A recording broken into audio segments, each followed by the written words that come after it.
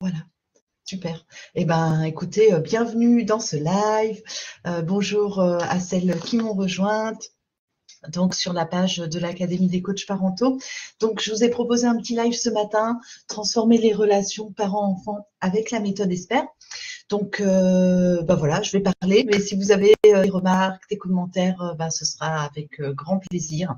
Là, j'avais envie déjà de me mettre au live pour tout vous dire. J'ai décidé d'être dans l'interaction avec les personnes qui me suivent. Et puis, en fait, j'adore parler de ce sujet, donc vraiment ravie d'être avec ce matin. Bonjour Laurence. Bien. Alors, ce live, il a pour thème transforme relation par enfant avec la méthode ESPER.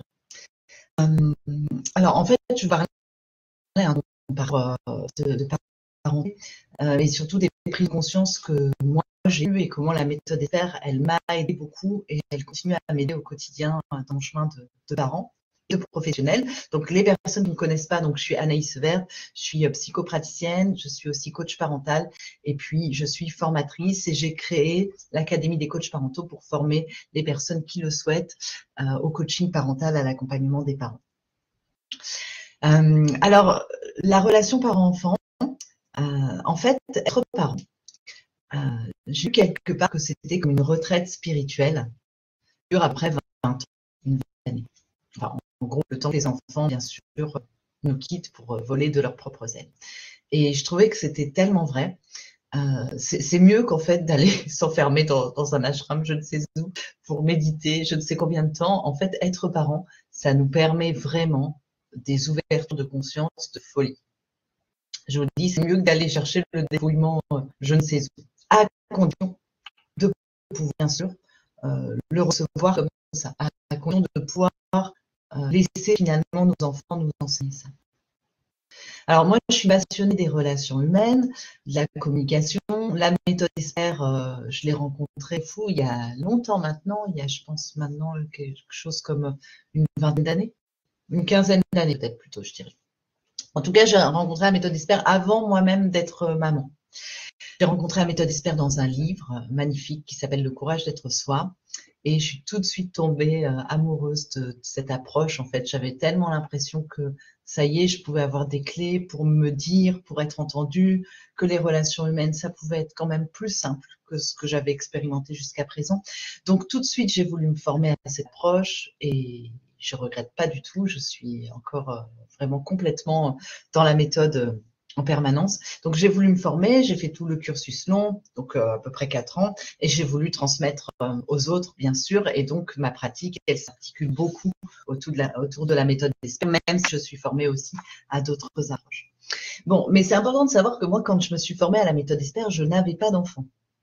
D'accord, je voulais devenir maman, mais je n'avais pas encore d'enfant. Et donc, j'ai eu mon enfant, mon fils, quand j'ai eu fini la méthode ESPER, c'est magnifique.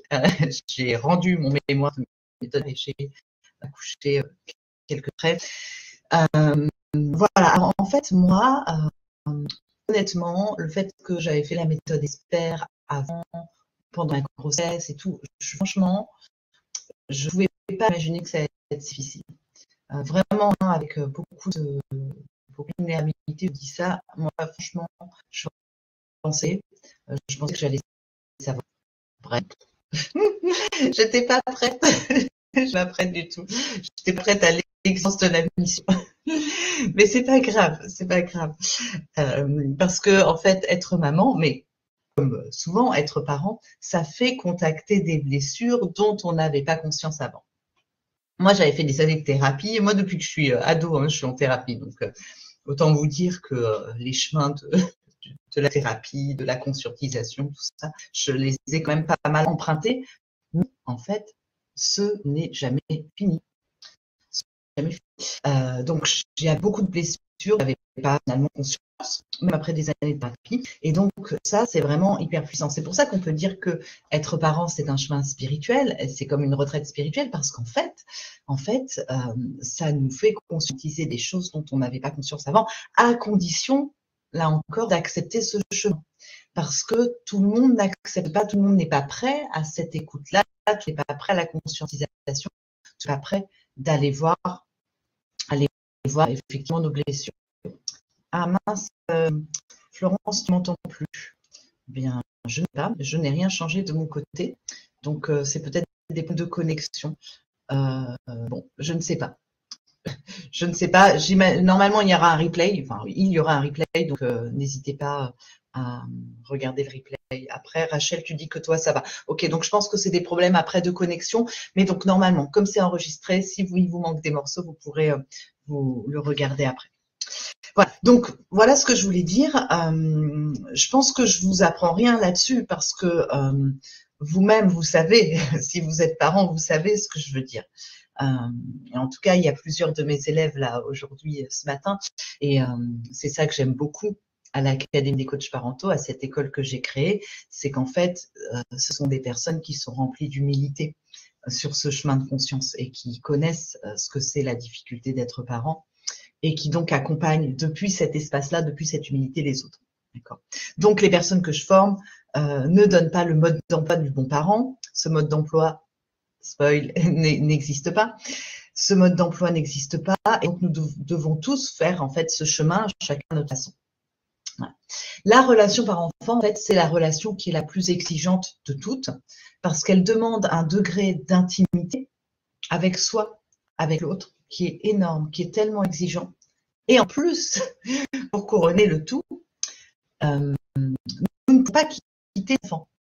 C'est-à-dire même si c'est vraiment super difficile, si on pleure, même si on crie, même si on s'en sort pas, on est dans des souffrances émotionnelles, ben on peut pas quitter son enfant. D'accord. Alors évidemment, il y a des cas où les enfants sont placés, etc. Enfin, c'est des cas de maltraitance, mais ce que j'aime dire, c'est que fondamentalement, à une relation de couple, amicale, ou même la relation à propre, à un moment donné, on peut s'éloigner.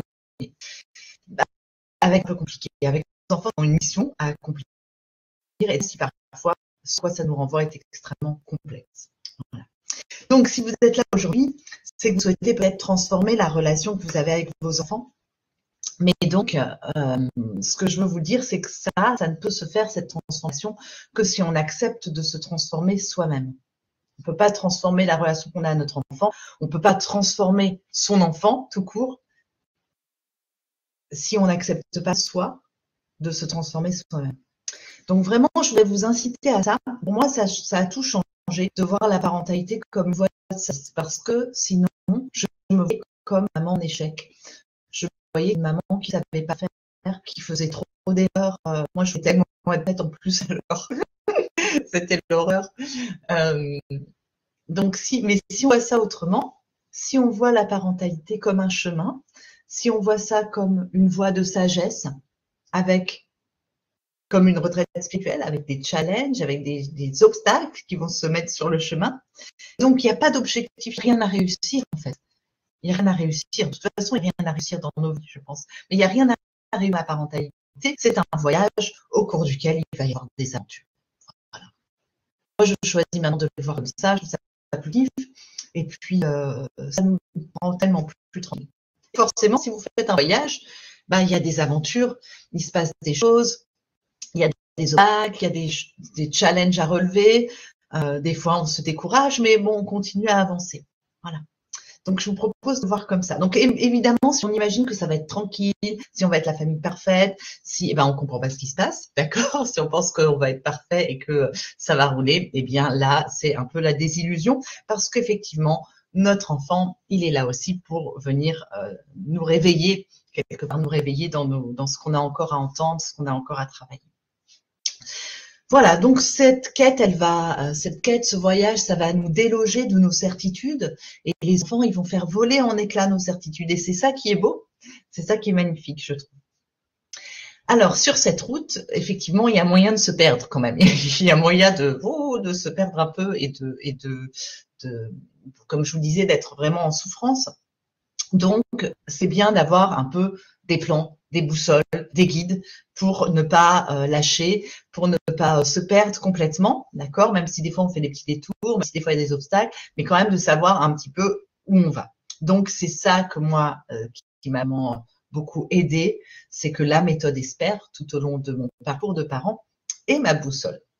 La méthode ESPER, c'est ma boussole et je la propose aux personnes que j'accompagne. Ça nous donne des clés pour mieux vivre cette aventure, pour mieux vivre ce voyage, pour pas perdre le nord, pour pas se perdre, pour perdre notre enfant, même quand il y a des bêtes.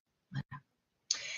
Alors, je vais vous donner quelques outils, quelques concepts qui, moi, m'aident au quotidien, que j'utilise dans ma pratique quotidienne. Et alors, c'est drôle parce que souvent, on me demande de faire des formations sur telle approche, tel outil. Et des fois, on me dit, mais finalement, toi, qu'est-ce que tu fais et tout. Mais moi, c'est toujours la méthode Esther, en fait. C'est-à-dire que pour moi, il n'y a rien qui égale ça. Mais c'est pas dire c'est assez clair, hein, parce que en fait, ce sont des points de repère hyper importants. Et c'est pour la méthode Esther, une forme de pratique spirituelle. Vous voyez, c'est pas une religion, mais c'est vraiment une éthique. C'est au-delà d'une méthode. C'est au-delà d'une méthode, c'est une éthique. C'est des moyens de mieux vivre avec soi et avec les autres. C'est des moyens de prendre soin de la relation à soi, de la relation à l'autre. Ni plus ni moins. Donc une boussole. Alors qu'est-ce qu'elle nous raconte cette boussole et à quoi on peut s'accrocher comme repère?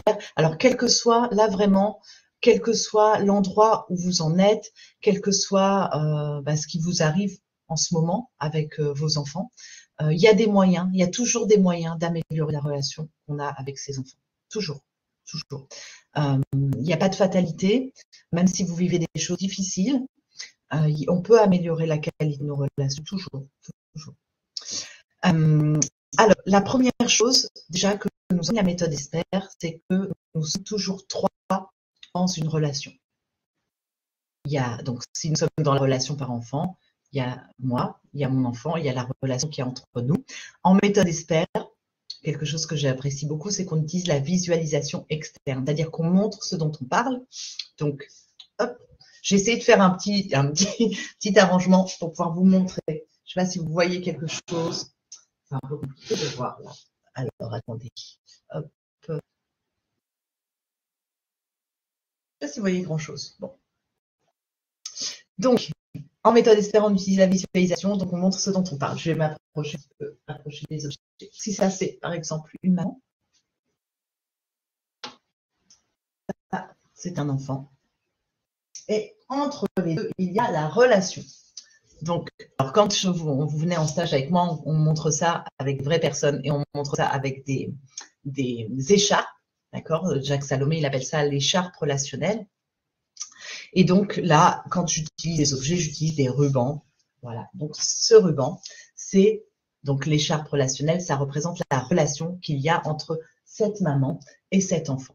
La relation dans la vie, on ne la voit pas, et c'est aidant d'imaginer ce lien que nous avons à l'autre parce que ça va nous permettre de comprendre et d'entendre, de voir beaucoup de choses qui se passent dans cette relation. Donc la première chose, c'est qu'une relation, c'est vivant. Une relation, c'est toujours en mouvement. Et donc, évidemment, il y a des moments où la relation, elle se passe mieux que d'autres. Et ça n'a rien à voir avec l'amour, avec les sentiments. Ça, cette histoire de distinction entre sentiments et relations, c'est extrêmement important parce qu'il y a beaucoup de gens qui confondent les deux et souvent on a été élevé dans l'idée que parce qu'on aime son enfant, on se comporte de telle manière, on fait circuler telle chose dans la relation. Or, c'est bien deux choses différentes. Si je dois montrer les sentiments d'amour de cette maman pour son enfant, les voici, je les représente avec ce beau cœur, je les mets à côté de la maman. Ce sont ses sentiments à elle vis-à-vis de son enfant. Ok, on pourrait montrer aussi les sentiments d'amour de l'enfant vers sa mère. Donc, en réalité, à ce niveau-là, il n'y a pas vraiment de difficulté puisque la plupart du temps, les parents aiment leurs enfants, les enfants aiment leurs parents. Ça, c'est pas vraiment le problème, même si certaines personnes ne sont pas sûres de ça. Mais en réalité, la plupart du temps, il y a de l'amour. Ça, c'est pas la question. Il y a de l'amour, mais ce n'est pas suffisant pour avoir une relation de qualité. Ça, c'est vraiment un repère hyper important. Pour avoir une relation de qualité avec son enfant, avec nos proches en général, ça se passe dans la relation. C'est quelle relation on entretient, comment on se parle, comment on vit. C'est ça qui compte. C'est ça qui fait la qualité de la relation. C'est pas l'amour. Beaucoup de souffrances relationnelles qui sont faites, qui sont produites, qui sont vécues au nom de l'amour. D'accord ? De dire, si je te fais ça ou si je te punis, c'est pareil. Ça, c'est un mélange. L'amour, il ne bouge pas. Si j'ai de l'amour, l'enfant, l'intérieur de moi, il ne change pas. Enfin, en tout cas, il devra. D'accord ? Si vous dites à votre enfant, un jour vous l'aimez, un jour vous l'aimez moins, parce qu'il s'est comporté de telle manière, vous l'aimez moins, ça va pas. Ça, c'est ce qu'on appelle l'amour conditionnel, c'est pas du vrai amour. Ok, on peut être en colère, mais ça change pas le fait qu'on aime toujours son enfant. Donc, l'amour, il ne bouge pas, il est toujours là, surtout l'amour parental. Par contre, ce qui peut changer, les choses qui peuvent se passer, c'est dans la relation. Dans la relation, je peux être en colère par rapport à un comportement, je peux me positionner, je peux donner, je peux recevoir, je peux demander, je peux refuser. Ça, c'est de l'ordre de la relation. Ça n'a rien à voir avec les sentiments. Donc, c'est déjà bien séparer les deux. L'amour, il est là, il ne bouge pas. On ne le remet pas en cause à chaque fois qu'il se passe quelque chose, mais il se passe des choses dans la relation et ce là se passe, c'est dans la relation. Est-ce que ça jusque-là?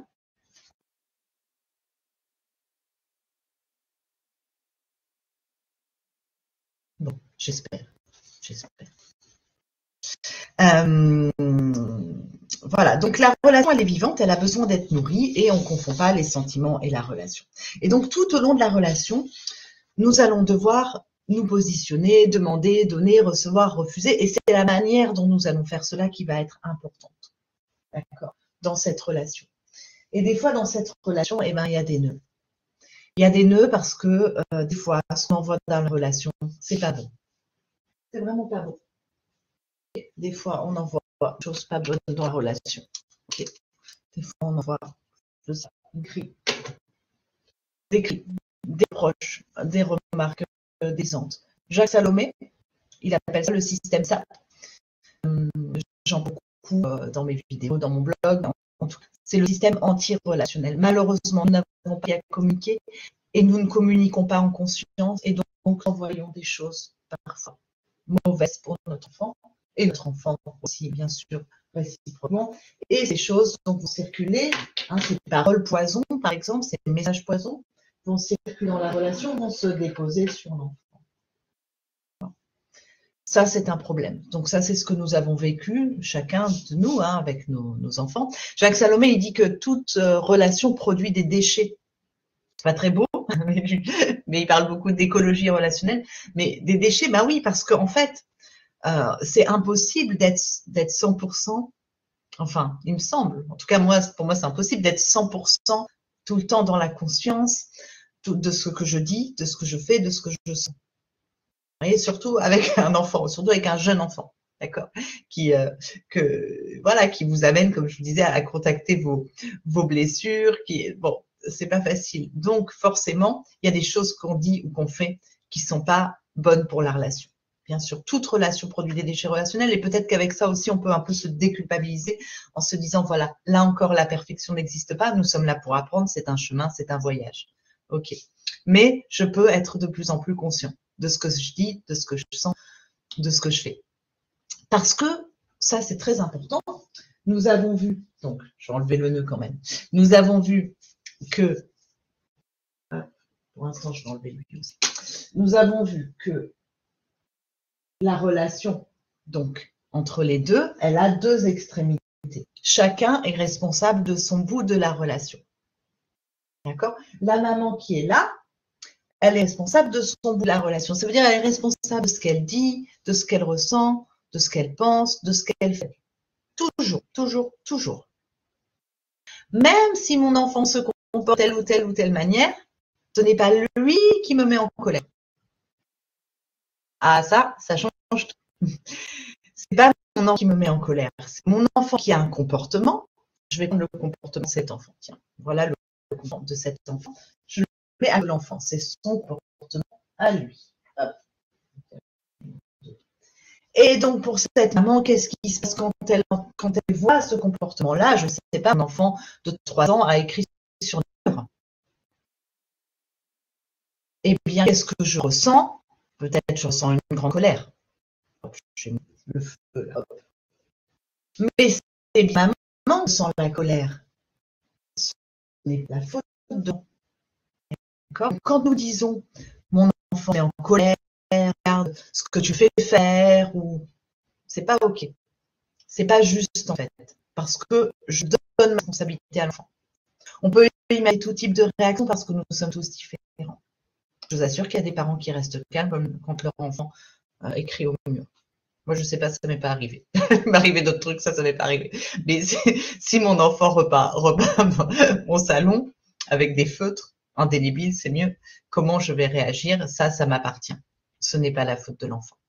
Ok. Nos enfants, par contre, leurs comportements sont souvent des déclencheurs pour nous.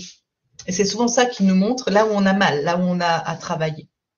Okay. Donc l'erreur qu'on fait très fréquemment, eh bien, c'est de projeter sur notre enfant notre promotion. Et donc de le punir, de lui hurler dessus, etc. etc. Bon, on fait tous ça, à un moment ou à un autre. Okay. Ce qui est important, c'est d'essayer de grandir là-dedans, d'essayer de grandir et de voir, tiens, qu'est-ce qui est touché en moi pour que je ressente cela. Il y a le déclencheur, certes. Ok. J'ai une grande colère. Et là, je perds le contrôle. Qu'est-ce qui est touché en moi pour que je ressente cela? Ça, c'est la façon qu'on a pour écouter ce qui retentit en nous. Qu'est-ce qui retentit en moi? Et là, évidemment, ça touche l'enfant qu'on a été.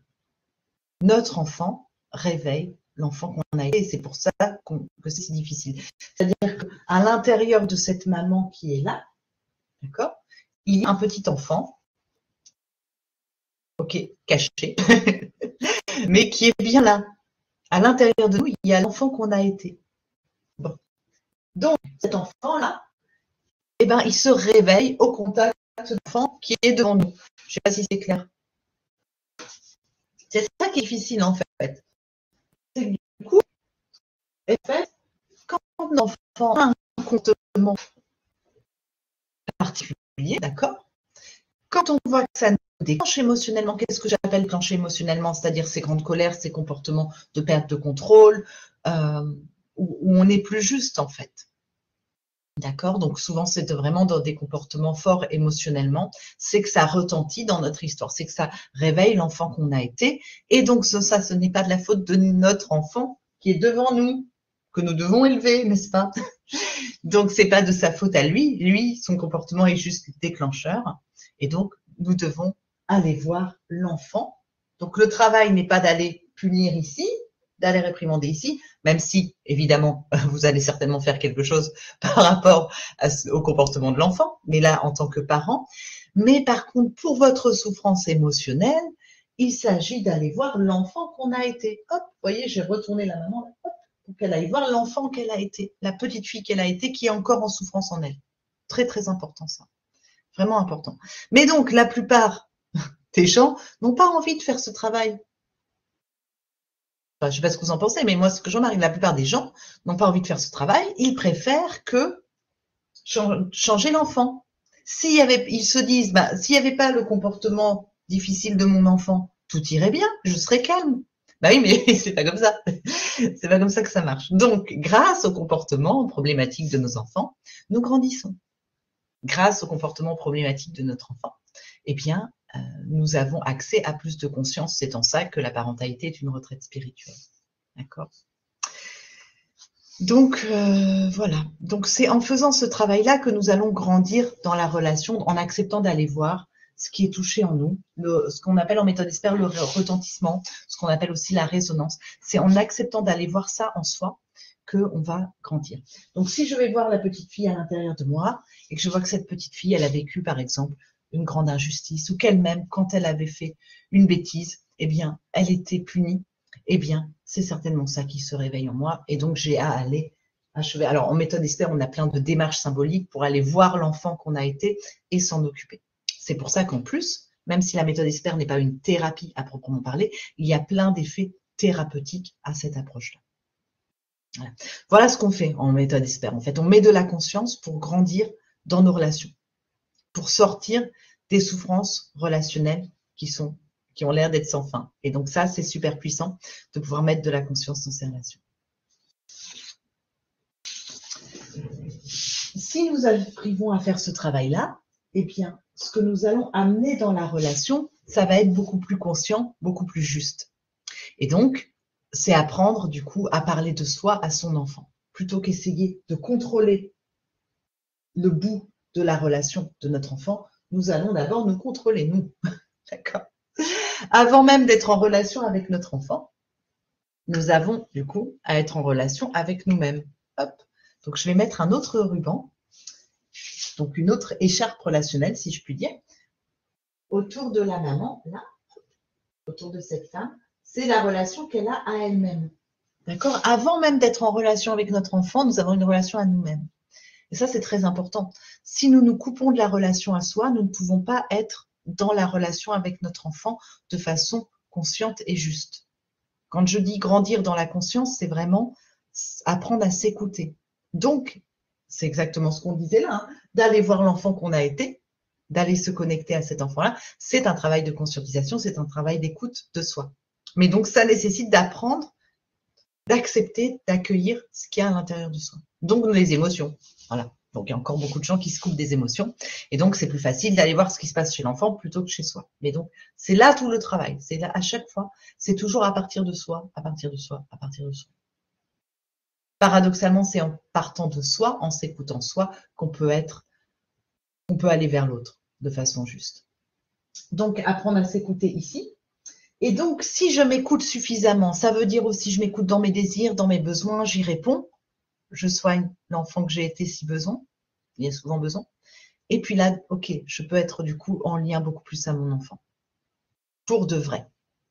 Parce que, chose très importante que je voulais vous montrer aussi, je vais enlever un petit peu de monde parce que sinon, on n'y comprend plus rien. Hop. Vous voyez ou pas un peu là ce que j'ai fait? C'est la première fois que j'essaye une petite visualisation comme ça. Mais bon, vous êtes un peu mes cobayes là. Merci d'être avec moi. Alors, donc je reprends. J'ai une relation à mon enfant. Ok, comme ça. Mais parfois, sans m'en rendre compte, finalement, ça arrive quand même hyper souvent, c'est que ce que je donne à mon enfant, en fait, c'est pour l'enfant que j'ai été. Donc, je remets, ça c'est la petite fille que cette maman a été. Je la mets à côté d'elle. D'accord? Et donc, je crois que je donne quelque chose à mon enfant, mais en fait, non. Regardez, je crois que je donne, voilà, cette petite boule rouge, plein de bons à mon enfant, plein de tendresse à mon enfant. Ok, cette maman donne de la tendresse à cet enfant, mais en fait, c'est pas vraiment pour cet enfant, c'est pour l'enfant qu'elle a été. Vous voyez, donc j'ai changé la relation, je l'ai plus mise que là. Hop, elle passe par l'enfant, mais elle va en fait à la petite fille intérieure de la maman. Je sais pas si c'est clair. Donc, ce que j'envoie à mon enfant, hop, ça circule dans ça circule dans la relation, hop, mais ça n'arrive pas à l'enfant en fait, ça arrive à l'enfant que j'ai été.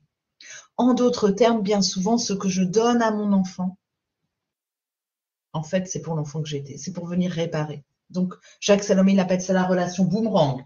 C'est-à-dire, ça me revient. Je donne à mon enfant, mais en fait, c'est pour moi. Je donne à mon enfant, mais en fait, c'est pour moi.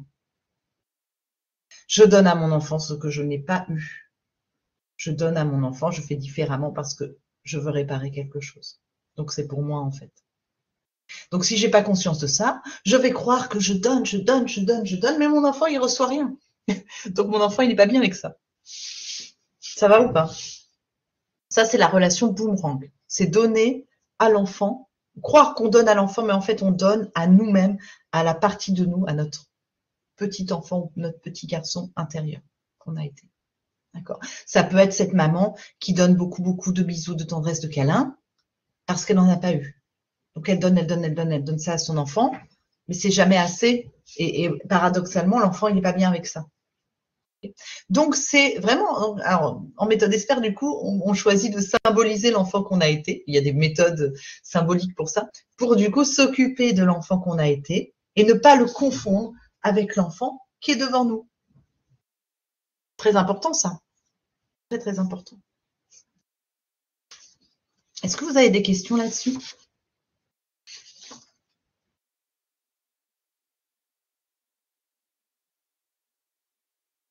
Donc, dans notre boussole relationnelle, dans notre chemin d'évolution, de conscientisation, de conscience dans la relation parent-enfant, nous avons donc quelques repères. Hop, je vais remettre de façon plus juste la relation. Voilà. Donc, nous sommes toujours trois dans une relation. Une relation, ça a toujours deux extrémités. D'accord? Donc, je ne me victimise pas en tant que parent. Ce n'est pas la faute de mon enfant si je suis mal. Non. Ce n'est pas non plus mon enfant qui me rend heureux. Non. Je peux avoir beaucoup de joie à élever mon enfant, ou parfois des difficultés, Ok, c'est ok. Mais en tout cas, c'est pas mon enfant qui me comble. C'est pas mon enfant qui remplit tous mes manques. Ça ne va pas. D'accord? Et ça, c'est des choses importantes parce qu'évidemment, notre enfant, il grandit là-dedans et il se débat aussi avec ça.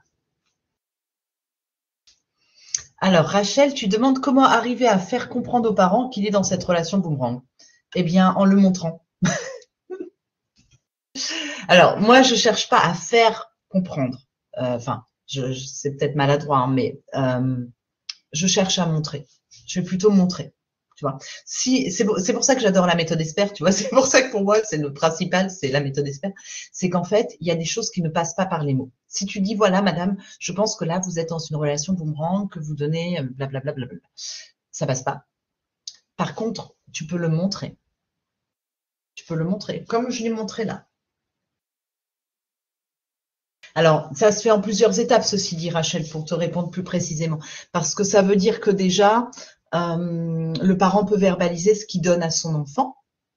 Et toi, peut-être que tu vas te rendre compte, effectivement, c'est boomerang, dans le sens où tu vas peut-être lui demander pourquoi c'est si important pour cette maman, pourquoi c'est si important de donner ça à son enfant. Et peut-être elle va te dire, ah, mais c'est parce que moi, j'ai pas eu ça, donc je vais à tout prix lui donner, etc. Tiens, alors là, tu vois, le parent l'exprime de façon assez claire et tu peux le montrer. Tu peux montrer la relation boomerang, du coup, avec les objets, tu vois, comme j'ai fait là. Donc, la maman, ou le papa, hein, bien sûr, l'enfant intérieur, l'enfant, la petite fille qui est à l'intérieur de la maman, et voilà, en fait, le fait que la relation, elle fait ça, et ce qu'elle donne, ça arrive là. C'est tout. De le montrer. Mais je trouve que ça ne passe qu'en visualisant, en réalité. Ok, j'espère que ça répond, Rachel. Sinon, dis-moi. Dis-moi. Alors, Mélanie, mon fils de 2 ans, depuis début décembre, prend des ciseaux pour couper les branches du sapin de Noël. Ah bah oui, j'ai du mal à voir dans cette situation ce que ça veut dire de mon enfant intérieur. Ah, non, mais en fait, ton enfant intérieur, c'est quand il est réveillé. C'est-à-dire, ton enfant prend des ciseaux pour couper les branches du sapin de Noël, qu'est-ce que ça te fait? C'est ça la question. Si ça vous fait juste, bon, ça vous énerve un peu, ça vous agace, vous recadrez votre enfant, vous rangez les ciseaux, bref, ça c'est l'éducation, d'accord? C'est vous allez refuser. Dans l'éducation, il y a notre enfant a des comportements liés à son âge. Hein. À 2 ans, évidemment, c'est drôle de couper les branches. C'est déjà drôle d'utiliser des ciseaux à 2 ans. C'est trop bien. et donc, les branches du sapin, why not? Mais donc, je comprends que tu ne sois pas en accord avec ça, évidemment. Donc, si effectivement, c'est de l'énervement et de la colère et que tu vois, ça, tu sens que c'est très fort, eh ben, c'est que ça retentit. Alors comment évidemment, on ne sait pas, c'est ça qui est intéressant et pas forcément facile, c'est que je ne sais pas forcément quel est ce retentissement. D'accord? C'est ça l'ouverture de conscience. Je ne sais pas forcément, il y a des choses qui sont dans mon inconscient que je n'ai pas encore conscientisées par définition. Donc, alors, en méthode ESPER, on va visualiser le retentissement et on va tenter d'entendre ce qui se joue. Okay. Donc, ça retentit. Ça retentit, hein. Ça retentit sur une blessure, sur une situation inachevée de ton enfance, ça retentit. Mais donc, ça n'empêche pas, attention, c'est pas parce que je vous dis ça retentit que, comment dire, et que c'est intéressant d'aller voir ce qui se passe. Ça, c'est pour être en paix, vous voyez. Parce que quand on n'est plus dans nos blessures, si par exemple j'ai une grande blessure d'injustice, ma petite fille intérieure a vécu des grandes injustices, elle a une grande blessure d'injustice. Donc si je m'occupe petit à petit, en chemin, de ma blessure d'injustice, je ne vais plus projeter, enfin, je vais être plus en paix. Donc, mon enfant, quand il va prendre les ciseaux pour couper les branches, je vais quand même intervenir, bien sûr, évidemment, j'interviens, mais ça va plus être avec la même souffrance émotionnelle. C'est ça la différence. Ça va pas changer mon enfant, hein, attention, mais ça va changer moi. Et donc, évidemment, si moi je suis plus en paix, eh ben, je vais plus me mettre dans tous mes états, je vais plus hurler, je vais plus taper, je vais plus, d'accord, parce que je vais plus être dans une souffrance émotionnelle, parce qu'en fait, ma blessure d'injustice, je dis ça au hasard, elle est plus soignée et donc c'est moins souffrant. Mais c'est un chemin, d'accord? parce qu'il y aura toujours des nouveaux événements et qui peuvent nous faire prendre conscience que il y a ça qui est inachevé, il y a ça, il y a ça, il y a ça. C'est ce que je vous disais. Moi, franchement, j'avais fait un grand parcours thérapeutique et tout avant d'être maman. Je ne vais pas dire j'avais tout réglé, hein, oula, quand même, un peu d'humilité, pas du tout, mais la preuve que non. Mais du coup, en fait, quand j'ai eu mon fils et surtout après, justement, dans ces eaux-là, dans 3-4 ans, c'était vraiment difficile. Je trouvais ça vraiment difficile, vraiment exigeant. J'avais de la colère en moi. Donc, il a fallu que j'aille voir ce que c'était que toute cette colère. Et donc, je me contacte aussi à cette blessure, notamment blessure d'impuissance que j'avais, qui était bien cachée derrière plein de trucs. Comme j'ai vécu beaucoup de choses dans ma vie, c'est ça aussi. Si vous avez un parcours, vous avez eu beaucoup de blessures, vous avez vécu beaucoup de choses, en fait, il y a plein de couches, quoi. Donc, au début, on enlève les choses les plus évidentes, les plus gros traumas. Et puis après, une fois que vous avez bien cheminé, il y a des choses plus subtiles en dessous. Donc, on les voit moins, mais grâce à nos enfants, merci, nous les voyons et nous pouvons aller y voir. Voilà, je ne sais pas si ça répond, Mélanie, mais donc ça fait partie des choses qu'on peut voir en séance, en stage, en méthode expert. On va voir quel est le retentissement pour pouvoir justement s'en occuper et du coup que ça nous gêne moins dans la relation à notre enfant. Et donc en méthode expert, ça passe par visualiser le retentissement. C'est avec ça qu'on arrive à le savoir, sinon on ne sait pas forcément. Ok, super. Alors, Zen Resourcing. Comment connaître les besoins de mon enfant sans interférence avec ceux de mon enfant intérieur? Waouh, ouais, très bonne question. Alors, comment connaître les besoins de mon enfant sans interférence avec mon enfant intérieur? Déjà, en étant plus, alors, ouais, très bonne question. En étant déjà plus au présent. Si je suis au présent avec mon enfant, en pleine conscience, d'accord? Ça, c'est génial d'expérimenter ça. Ça veut dire que je me déconnecte de ce que je devrais faire en tant que parent, des images, de ce que j'ai lu dans les bouquins et tout. Si juste, moi, c'est quelque chose que j'ai beaucoup fait, justement, quand mon enfant était petit, mais on peut le faire à tout âge, c'est être juste dans l'instant présent avec lui. Et moi, souvent, je me demandais, de quoi a-t-il besoin? D'accord? De quoi a-t-il besoin, simplement? Alors, des fois, une fois que notre enfant il a la parole, il va nous le dire, d'accord? Si c'est pas toujours évident, on tente des choses, ok? Mais par rapport à ce qu'on voit de notre enfant, pas par rapport à nous, par rapport à là, ce qui nous apparaît de notre enfant ou ce que notre enfant nous dit, d'accord? Donc déjà, en étant à l'écoute, donc c'est pas en se mettant à son goût, mais c'est en étant à l'écoute. Et ça, donc, si je suis pas encombrée, moi, par mes représentations, par mes blessures, etc. Je peux être à l'écoute, je pense que chaque parent peut expérimenter ça, être à l'écoute simplement de mon enfant. Je ne suis pas gênée par tout un émotionnel, donc je le regarde, je l'observe, je communique avec lui, et donc je vois ses besoins, et donc je peux y répondre. Voilà. Maintenant, c'est si moi je suis polluée par des émotions, par des représentations, par des croyances, par des choses, que là je vais devoir peut-être d'abord me connecter à moi pour essayer d'entendre ce qui se passe pour moi, afin de pouvoir revenir à mon enfant et pouvoir combler ses besoins. Je ne sais pas si ça répond à ce que tu disais. Zen Resourcing, je ne sais pas du coup quel est ton prénom. Voilà, comment connaître les besoins de mon enfant sans interférence avec ceux de mon enfant intérieur. Ouais. Donc, plus je m'occupe de mes besoins, les besoins de mon enfant intérieur, moins je vais les projeter sur mon enfant. Et plus je vais rencontrer mon enfant pour qui il est. Et c'est ça qui est beau, magnifique, c'est de pouvoir rencontrer mon enfant tel qu'il est. Et donc, il est forcément différent de moi. Et donc, je vais partir à la découverte, mais là encore, c'est un chemin. Partir à la découverte de mon enfant tel qu'il est. Et non pas tel que je voudrais qu'il soit.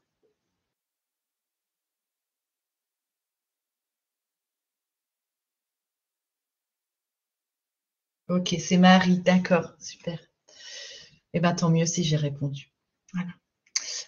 Qu'est-ce que je voulais vous dire d'autre? On va bientôt terminer, mais je réponds à vos questions si vous en avez encore. Je voulais vous donner un petit aperçu. Moi, il y a une autre chose qui est vraiment importante, qui m'aide beaucoup dans tout ce que je peux rencontrer comme obstacle sur le chemin, on va dire, c'est de distinguer mon enfant et son comportement. Ça, c'est pareil, ça paraît simple, mais il faut le voir pour le croire. C'est que nous avons cet enfant. Reprenons l'exemple de l'enfant qui a peinturluré le salon ou qui a coupé les branches du sapin. Donc, il y a mon enfant et il y a, on va dire, son comportement. C'est pas pareil. D'accord? Donc, je suis en relation avec mon enfant et il a eu ce comportement de dessiner sur les murs du salon. Ça, c'est son comportement. Je ne sais pas si vous voyez. C'est une boule, alors ça roule. Hop, voilà. Donc, je ne confonds pas. Ça, c'est vraiment une règle d'hygiène relationnelle de la méthode ESPER. C'est je ne confonds pas mon enfant et son comportement. Donc, dans ma communication, dans ma façon d'interagir, je vais dire peut-être que je suis en colère, parce que j'ai le droit d'être en colère, hein, ok? La colère, c'est aussi l'émotion qui nous montre où sont nos limites, d'accord? Donc, c'est approprié aussi d'être en colère. Ce qui n'est pas ok, c'est d'hurler, c'est de taper, c'est la violence, d'accord? Mais de dire, bah là, je suis en colère par rapport à ça, parce que je tenais beaucoup aux branches de mon sapin, je tenais beaucoup à des murs propres et blancs.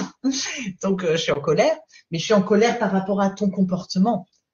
D'accord? C'est pas contre toi. Tu n'es pas une mauvaise personne. D'accord? Vous avez souvent dans la communication, et c'est là que nous avons des communications qui sont blessantes, c'est de dire, tu es insupportable, tu te rends compte de ce que tu as fait, t'es méchant, hein, ce genre de choses où on confond, tu es méchant, je confonds le comportement et l'enfant. Or, c'est le comportement avec lequel je suis en difficulté. Et je dirais même pas que le comportement est méchant. Vous voyez, parce que quand on dit méchant, ça veut dire on veut nuire à l'autre, on veut le mal pour l'autre. L'enfant, il veut jamais le mal pour l'autre. Okay.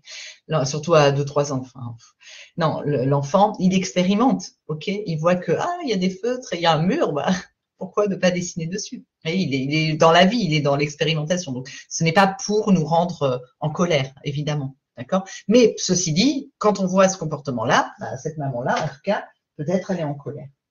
D'accord? Et peut-être ça retentit, comme on l'a vu. Mais voilà. Donc, je suis en difficulté avec ce comportement. Donc, j'apprends à ne pas confondre mon enfant et son comportement. C'est beaucoup plus facile, du coup, de continuer à être en relation avec lui. D'accord? Et certains parents ne voient plus leur enfant, ils voient que le comportement. Ça, c'est vraiment quelque chose que ils voient plus l'enfant, ils voient que le comportement.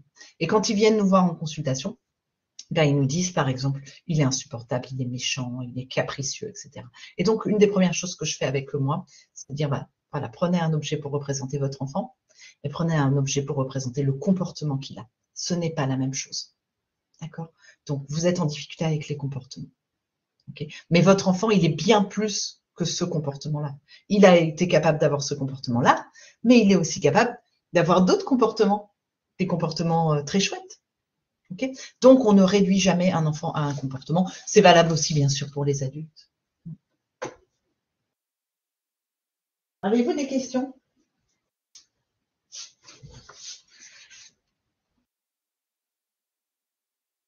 Non, tout va bien? Ok. Ok, voilà, j'avais juste envie de partager ça avec vous. Donc moi, en fait, ça, c'est les principaux repères. Après, dans la méthode ESPER, évidemment, vous savez, il y a plein d'autres choses, mais c'est vraiment, moi, c'est ma boussole. Voilà, pas confondre mon enfant, son comportement, me positionner à mon bout de la relation, dire je. J'en ai pas beaucoup parlé aujourd'hui, mais bien sûr, tout ça se fait à partir du jeu personnalisé, apprendre à s'écouter. Oui, Marie, tu dis, certains adultes disent, il me cherche, il fait exprès. Ouais, bien sûr. C'est-à-dire qu'on prête des intentions à l'enfant. Donc, quand on dit il me cherche, vous voyez, la maman qui dit il me cherche, elle se met au bout de son enfant et elle prête des intentions. C'est une projection, en fait. Donc, je ne sais pas, je ne peux pas me mettre au bout de l'autre, de la relation. Je reste à mon bout. Ça, c'est une des règles d'hygiène relationnelle. C'est pour ça que c'est important, les chartes relationnelles. Je tiens mon bout et je reste à mon bout. Donc, je ne prête pas d'intention à l'enfant. En plus, dire il me cherche à 2-3 ans, par exemple, mais même après, c'est complètement abusif. Par contre, effectivement, je suis activée. Mais voyez comment c'est plus confrontant de se dire, OK, là, c'est moi, je suis activée par rapport au comportement de mon enfant. Et au passage, je ne peux pas changer mon enfant. Je ne peux pas changer ses comportements, même si je peux mettre des limites, faire des choses au niveau éducatif, bien sûr, mais ça part toujours de moi. Je ne peux pas changer mon enfant, mais je peux me changer moi, ce qui est touché en moi, faire le travail. Donc ça, c'est quand même hyper puissant. Et puis changer la relation que j'ai avec lui. Mais pour ça, il faut que j'arrête de me raconter que c'est à cause de mon enfant et que je suis victime de mon enfant, comme je l'entends beaucoup. Je ne suis jamais victime de personne, en fait. Si je prends la responsabilité de ce qui se passe pour moi, je ne suis jamais victime. Et ça, waouh, c'est hyper puissant. Okay. Parce que nous sommes des êtres puissants. Si nous sommes en conscience, nous sommes puissants. Okay. Donc on peut jamais changer l'autre, mais on peut toujours se changer soi et changer la relation qu'on a avec les autres. Tu dis tout à fait d'accord, surtout quand il s'agit de professionnels de la petite enfance. Ouais. Ouais, mais ouais, il y a du boulot. Il y a du boulot dans l'ouverture de conscience. Mais là encore, ça demande d'avoir le courage d'aller voir à l'intérieur de soi ce qui se joue. Donc voilà, mais on a besoin de gens comme nous en fait, hein, qui font ce chemin-là avec humilité et puis qui le proposent aux autres. Voilà en tout cas ce qu'on fait en méthode expert, voilà ce qu'on fait par exemple dans mes stages, dans mes formations, voilà ce qu'on tente de faire, mettre de la conscience, grandir dans nos relations, sortir des souffrances relationnelles. Voilà. Alors si vous êtes des professionnels, ben, vous pouvez venir dans la formation de coach parental, hein, où on apprend entre autres la méthode expert, pas que, on apprend justement à accompagner les parents. Donc, juste pour vous dire, aujourd'hui, il y a plusieurs formules. J'ai revu un peu les formules de l'académie. Donc, il y a des formations, il y a la formation complète, tout inclus, avec mon accompagnement, ma supervision, vraiment pour vous lancer de A à Z. Et puis, donc ça, voilà, c'est l'accompagnement global. Et puis, il y a aussi la possibilité de faire sans mon accompagnement, simplement les modules. Voilà, il y a 8 modules, vous pouvez les faire à votre rythme, sans ma supervision, sans mon accompagnement. Ça, c'est bien pour les personnes, par exemple, qui sont déjà lancées, mais qui veulent quand même avoir des connaissances et des compétences supplémentaires, mais qui n'ont pas besoin que je sois là au plus près d'elles. Voilà. Et puis même maintenant, ça c'est tout nouveau, donc je vous donne l'info, il y a la possibilité d'acquérir certains modules seulement. Donc notamment, là aujourd'hui on a parlé de la méthode expert, j'ai un module vraiment pour apprendre la méthode expert dans la parentalité. Et donc vous apprenez la méthode expert pour vous et pour accompagner les parents. Donc il y a ce module-là qui existe et qui peut être commandé du coup indépendamment. Donc à chaque fois mes modules, hein, c'est une formation en ligne, donc c'est des modules où il y a des documents PDF, des exercices et des vidéos. Voilà. Donc ça, c'est accessible. Si ça vous intéresse, je vous donnerai bien sûr les liens. Et puis, bien sûr, je vous recommande mon livre. Si ce que je vous partage là, ça vous parle. Il y a mon livre Être parent, des chemins pour grandir, dans lequel, du coup, je partage justement tous les chemins qu'on doit passer, par lesquels on doit passer quand on est parent, pour justement grandir et aider son enfant à grandir. Voilà, j'ai parlé. Est-ce que vous avez d'autres questions ?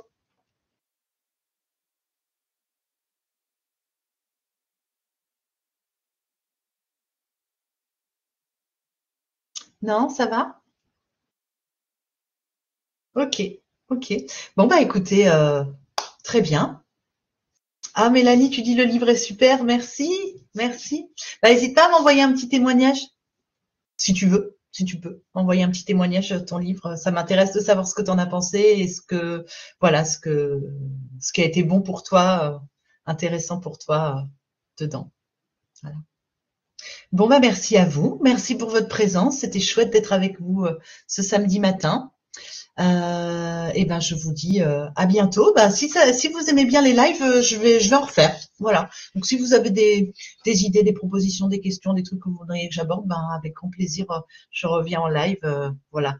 Petit à petit, je vais mieux comprendre comment ça marche et ce sera chouette. Merci à vous. Je vous souhaite un super week-end, de bonnes vacances, de bonnes fêtes. Et puis à bientôt.